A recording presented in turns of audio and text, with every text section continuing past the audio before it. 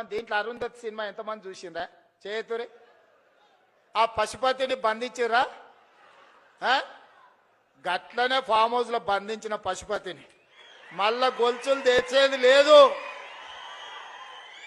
అరుంధతి సినిమాలో రాక్షసుని ఎట్లయితే బంగళాల బూతు బంగళాలేసి బంధించినమో ఈ రాక్షసుని కూడా ఫామ్ హౌస్ లో గొలుసులేసి మా రైతులు బంధించారు. బయటకు రానిచ్చేదే లేదు. ఇక గదే జైలు గదే మొత్తం పిచ్చి డైలాగులు కొడుతుంటాడు. నిన్న కేసీఆర్ గారిని పట్టుకొని పశుపతి అంటాడు.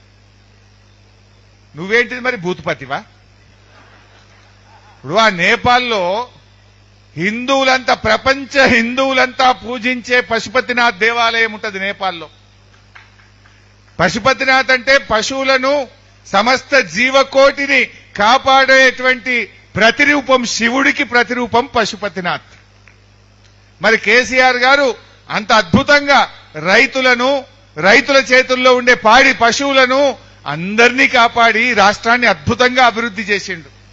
నువ్వు కేసీఆర్ గారు పట్టుకొని ఏదో బూతులో సినిమా డైలాగులు కొట్టినంత మాత్రాన ప్రజలు నమ్మే పరిస్థితిలో లేదు.